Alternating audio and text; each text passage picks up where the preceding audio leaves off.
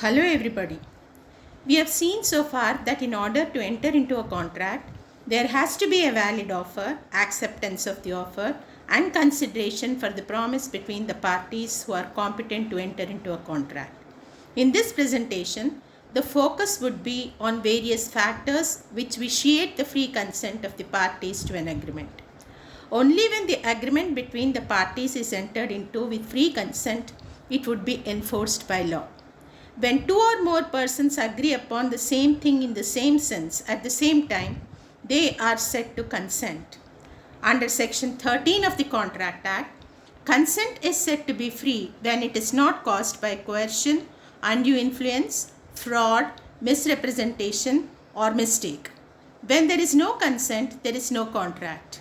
When the consent is not free, the contract is voidable at the option of the party whose consent was obtained by coercion, fraud, misrepresentation, mistake, or undue influence. Mistake as a vitiating factor is an erroneous belief about something. A mistake may be a mistake of law or a mistake of fact. Mistake of law is not an excuse, but where mistake of law is made by inducement of another, the contract can be avoided. Mistake of law of a foreign country is treated as a mistake of fact, and in such cases, an agreement can be avoided. Mistake of fact may be bilateral or unilateral. When both the parties to an agreement are under a mistake as to the essential aspects of the agreement, it is a bilateral mistake. The agreement involving bilateral mistake would be void when the mistake relates to an essential aspect of the agreement.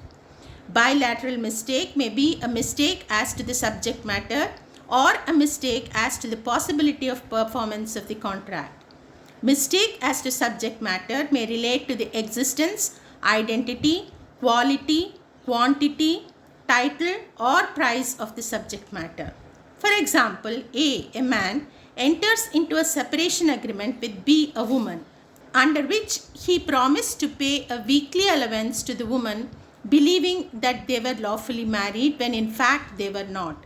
Held, the agreement was void because there was a mutual mistake of fact which was material to the existence of the agreement. When both the parties believe that the contract can be performed, when in fact it is not, consent is nullified. The impossibility may be physical or legal. Where A enters into an agreement to sell his crop to B and B agrees to buy it, mistakenly believing that the crop is in the granary when in fact there was a fire accident because of which the crop was reduced to ashes, and this was not known to A as well as B when entering into an agreement, it is a mutual mistake about the possibility of performing the contract. In unilateral mistake, only one party is mistaken about the value or quality of the subject matter or in understanding the terms or legal effect of the agreement. Generally, unilateral mistake is not allowed as a defense in avoiding a contract. A unilateral mistake is allowed as a defense to avoid a contract when the mistake is pertaining to the identity of the person contracted with, when it is material, and when the mistake is pertaining to the nature of the contract. Is misrepresentation a vitiating factor of free consent? What is misrepresentation? It is making a false statement, believing it to be true or not believing it to be false. Here, the material facts are not disclosed, but this is not done with an intent to deceive. A person is said to have misrepresented a fact when he asserts a fact as true, when the information available with him does not confirm it, though he believes it to be true. When a person is required to give information and he fails to do so for his advantage and misleads another to his disadvantage, there is misrepresentation. When a party causes the other party to the agreement to make a mistake as to the subject matter of the agreement, though innocently, there is a misrepresentation. For example, a company's prospectus contained a representation that it had statutory power to run its tramways by steam provided the consent of the government authority was obtained. The directors issued the prospectus stating that the company had the right to use steam power. They believed that the permission for the use of steam power would be granted. The permission was refused and the company was wound up. The directors were held liable for misrepresentation and not for fraud. Misrepresentation is relevant when it concerns with the material fact made before the contract is concluded with an intention to induce the other party to enter into contract, acting upon such misrepresentation, and the other party should have actually acted upon it and entered into an agreement. Though the statement is wrong, the person making it must have honestly believed it to be true. What are the consequences of misrepresentation on a contract? The aggrieved party may avoid or rescind the contract or accept it but insist that he should be placed in a situation in which he would have been when the misrepresentation was true. The right to rescind the contract is lost if the party takes benefit under the contract or affirms the contract after knowing about the misrepresentation. For example, where A induced B to buy a lorry on a false representation that it is in good condition. On discovering that it is in very bad shape after using it, B wanted to return it to A. A offered to bear half the cost of repairs and B agreed. On subsequent journey, the lorry completely broke down. B wanted to rescind the contract. It was held that he could not do so as he accepted A's offer to bear half the cost of repair, impliedly amounting to final acceptance of sale.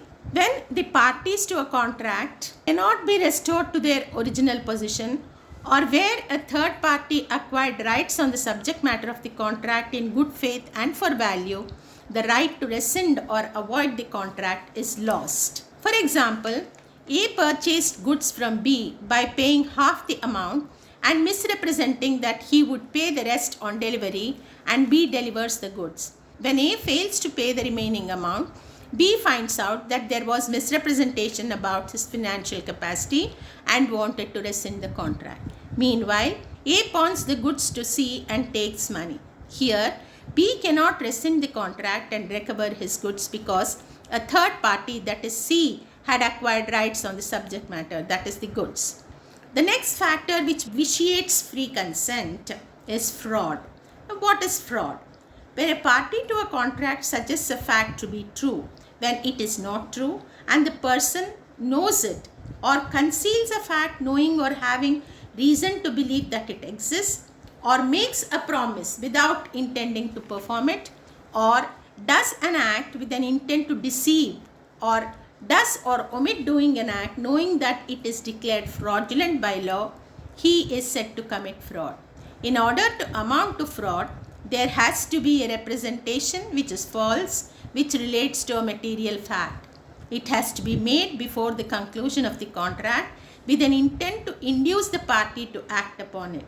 It should have been made knowing that it is false, not believing it to be true, or recklessly without caring whether it is true or false. The other party should have been induced to act upon the representation, should have relied upon it, deceived and suffered some loss.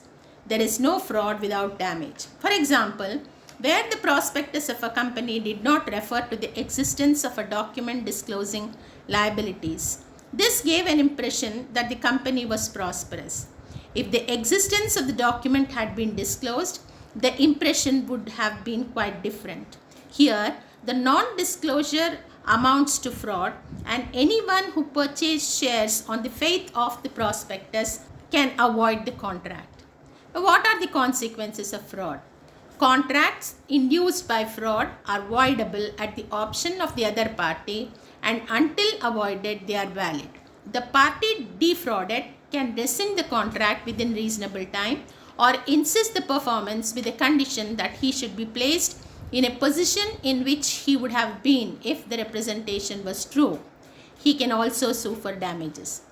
We have so far seen that contracts induced by fraud or misrepresentation are voidable.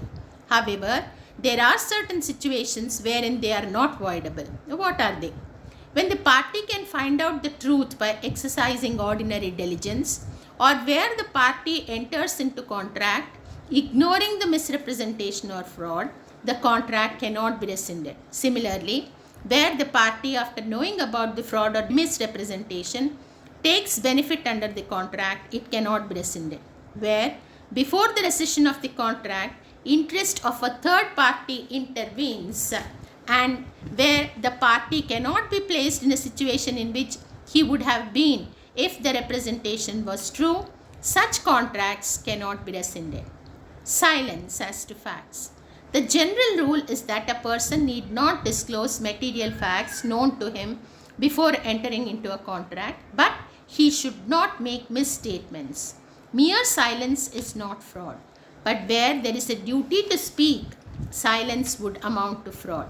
When the representation becomes false due to changed circumstances, it is the duty of the person who made the statement to inform about the changed circumstances. For example, there were negotiations for the sale of a medical practice that started in January that year. It was represented that the annual returns was 20 lakh rupees. In May, when the contract was concluded, it dwindled to 50,000 rupees per month. Here, the contract could be rescinded because there was failure to disclose the fall in the returns. Undue influence. Where the relation between the parties to a contract is such that one of the parties is in a position to dominate the will of the other and uses this position to gain unfair advantage over the other party, the contract is said to be induced by undue influence. A person is said to be in a position to dominate the will of the other if he has authority, real or apparent, over the other, or where there is a fiduciary relationship or monetary relationship between them, or where the mental capacity of the person is temporarily or permanently impaired due to age, illness, or distress. For example, where an illiterate elderly woman made a deed gifting her whole property to her nephew who managed her affairs, the gift can be set aside on the ground of undue influence.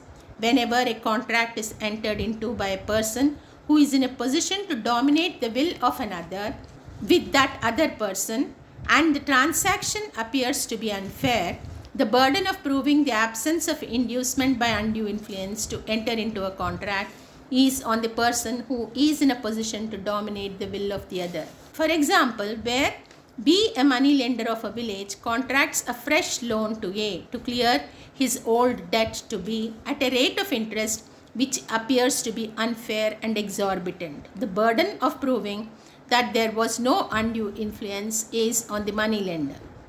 The relationship between a parent and a child, trustee and beneficiary, religious guru and disciple, guardian and ward, solicitor and client, doctor and patient are relationships which raise a presumption of undue influence. There is no presumption of undue influence in the case of husband and wife, landlord and tenant, and a creditor and a debtor. The presumption of undue influence can be rebutted by showing that facts were fully disclosed by the influencing party to the party alleged to be influenced at the time of entering into the contract.